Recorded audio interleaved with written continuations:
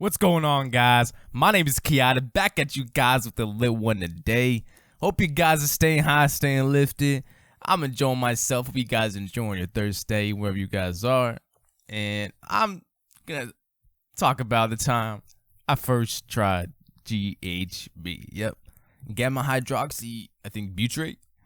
But anyways, that's the way you say it. So that's what it stands for, GHB. And this stuff is pretty interesting. So let me know down in the comments if you guys have ever tried this substance and whatever else you want to listen to or hear. And yeah, man, just understand that this stuff feels a lot like alcohol. So let me get right into the effects, man. So I'm gonna give it a rating 10 out of 10, man, because this stuff, the difference between alcohol, it feels exactly like it, right? But instead of giving you like a come down and shit, right, you don't come down easily. So you don't. I know you. It doesn't last too long, right? And it's not as toxic to your body. So what I meant to say is that it doesn't leave like a hangover, you know, like a come down hangover, like, you know, basically the same thing. So it doesn't leave like a hangover. Yeah, and it fucks, you know, how those fuck up your day. So it's a lot like more lenient on your body, but because of that, it's actually more addicting. So let me get into those effects. Anyways, this stuff is pretty crazy, man. It's crazy potent. If you even so much as take a little more than intended, you can get knocked out. And this stuff has a bad reputation, it's like known as like a date rape drug, but honestly, it's way better used as a drug. But you can see why it would be used as a date rape because you have the effects, but it's not dangerous. It's actually, if you're only taking it with itself, the chances of dying or anything, it's like it's just non-toxic. It's actually more safe than alcohol because it actually is less toxic on your body. Because what you actually have in your body, you have GHB naturally occurring as a neurotransmitter in your body, and your body releases it at certain times of the day. And it helps, you know, whatever, regulate, I think, sleep and stuff. So this stuff is actually prescribed to put people to sleep, like narcolepsy, patients with that. And this stuff is like really, really fun to use, like recreationally, man. So let me get to the other effects. So it actually affects the dopamine in your brain. So it releases dopamine, but at the same time, you feel like you're drunk. So if you abuse this stuff, you will notice mood changes. Like, you will notice it fucking with you. I remember when the more you use it, the more sad you get. It's kind of really weird. So it's not a good thing to really be using all the time. It's just not.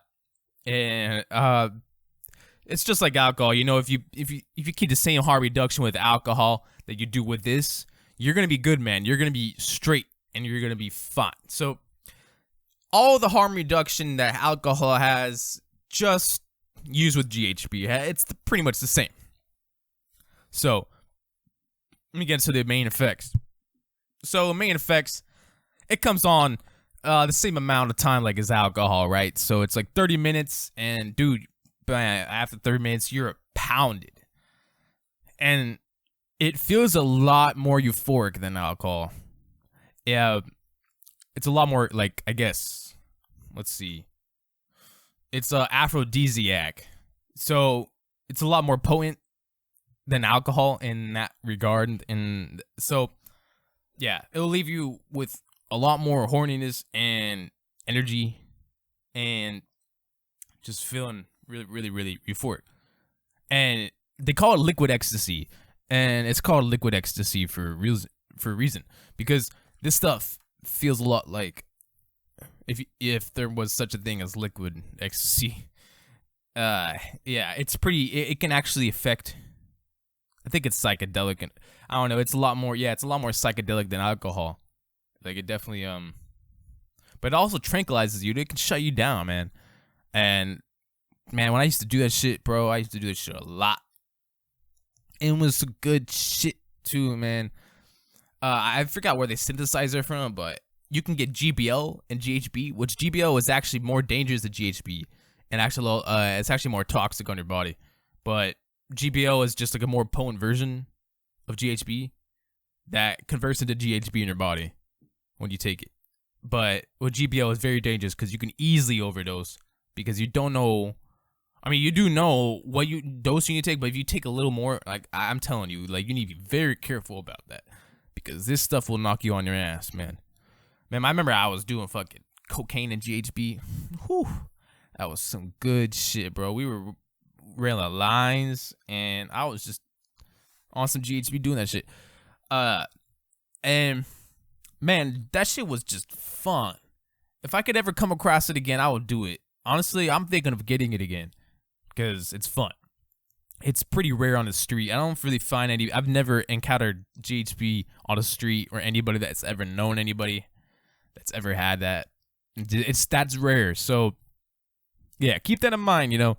But used by itself, it's just the same. It has the same like harm potential as alcohol. So it can, you know, yeah, it has the same harm potential. So you got to take that in mind. You gotta, all the dangers of alcohol goes to GHB, except it's actually less toxic. So it'd be a little more dangerous because you'd be taking more GHB, you know, because you feel like it's less toxic. You feel like it's better. You know, you got like an excuse. It's not an excuse. Not an excuse to be a little drug addict, you know. But anyways, so let's see. What are the other effects? Oh yeah, so the euphoria. Let me get into that. The mental euphoria on stuff is very chill. Feels a lot more like a benzo than alcohol. Like it affects like a different receptor in your brain, right? But it affects GABA. So it affects dopamine, affects your GABA receptor, but it affects a different GABA receptor. So it feels a lot. It feels like it affects similar to like what a benzo would affect, like the GABA receptor benzos affect. So you feel a little less sloppy. You do, but you get easily real sloppy if you obviously, you know, and like intentionally take a little more than you should.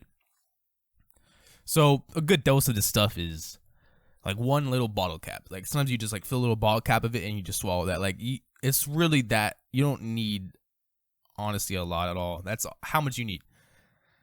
And what you do is either you just take the cap and then you swish it around with some water, some drink, or you just mix it in with like a drink because it's like actually pretty tasteless. But it is like it'll taste like salt.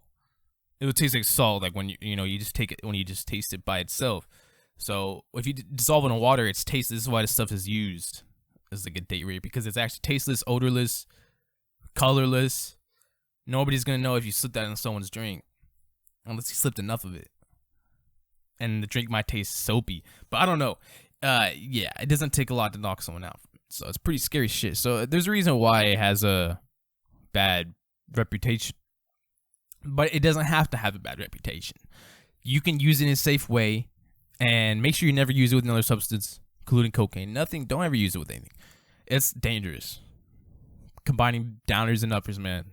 Don't be speedballing. But anyways, so yeah, for the rest of the night, man, I just fucking chilled out. I was doing this GHB. Get my hydroxybutyrate, and man, dude, that shit is some strong shit. If you ever come across it, keep in mind this video. Don't save it in your playlist. You know, keep in mind that it is very fun. It can be dangerous at times. Know what you're doing. Know your dosage. Don't be taking too much, because that's where you fuck up. And you know you don't really want to.